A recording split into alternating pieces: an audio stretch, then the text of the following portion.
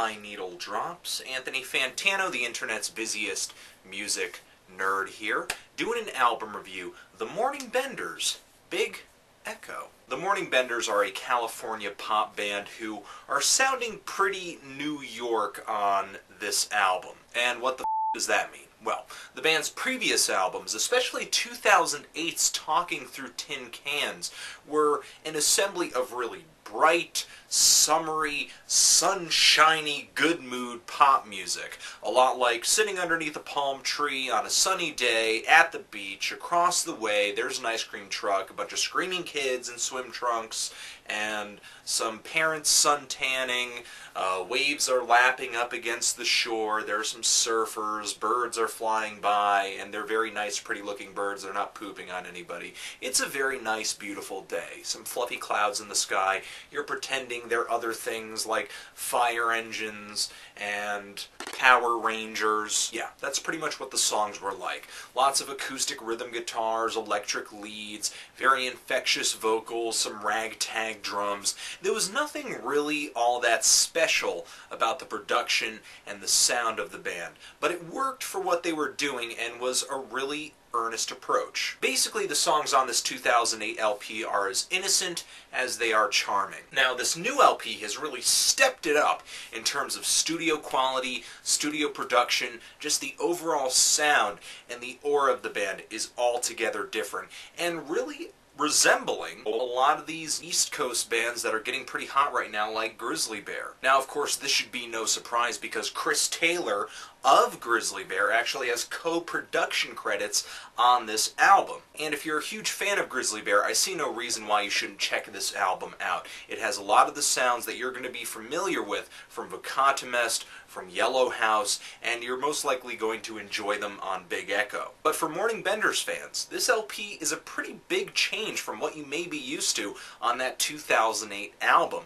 The songs here are a lot slower, they really pace themselves, they really take their time and build into these huge productions. Now, I know a lot of people are listening to this, giving it big ups, great scores, great reviews, but I personally am having a hard time getting into this album, and it's for a few reasons. For one, instead of forging into a more defined sound, the Morning Benders on this album kind of come off like a little grizzly bear, a baby bear. They're like a baby bear on this album, which may be good if you're trying to attract fans out of the Grizzly Bear fan base, but may be difficult if you're trying to get people outside of that circle. The subtle, drawn-out, very detailed pop approach that this LP takes isn't necessarily a bad thing, but do keep in mind the direction that the Morning Benders are coming at this sound from.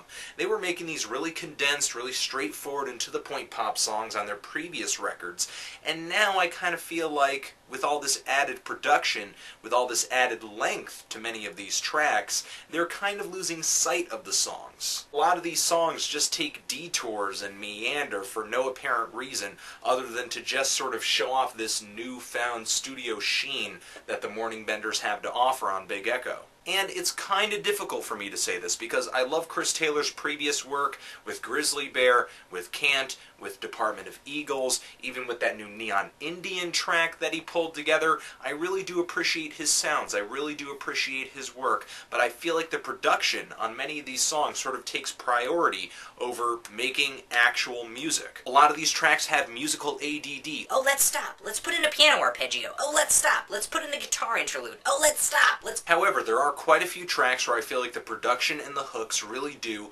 work together. For example, on Excuses, which really trips into this Phil Spector-inspired sound. Also, you have Promises, which is a fantastic track, and quite possibly one of the most catchy on Big Echo. And then there's Wet Cement, which I think is the perfect meld of this paced yet poppy approach that this thing really shoots for. Now, I may be overstating Chris Taylor's influence on Big Echo in terms of production, style, and direction. Obviously, the Morning Benders are voluntarily going in this direction with their music because they like the sound. I just wish they did something a little bit more definitive with it. Even though the Morning Benders obviously didn't want to make their last record over again, why would you want to make someone else's record over again? So, overall, my feelings on this LP are kind of mixed. I'm not completely hating on it, but I'm not really in love with it, I guess you could say. There are some standout tracks, clearly some standout tracks, that really keep my faith in the band and make me want to watch where they're going to go in the future, and there's a lot of fantastic sounds on this thing too, and a very interesting approach to incorporating the drums in this album in terms of equalizing and mixing.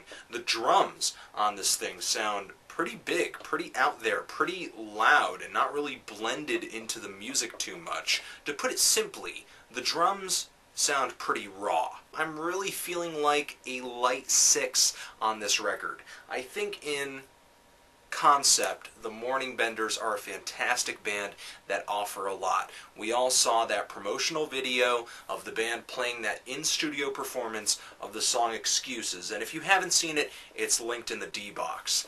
But the thing is, in execution, the studio version of the Morning Benders, just as of right now, doesn't really measure up to that version that we saw playing live in that studio. I mean, let's be honest here.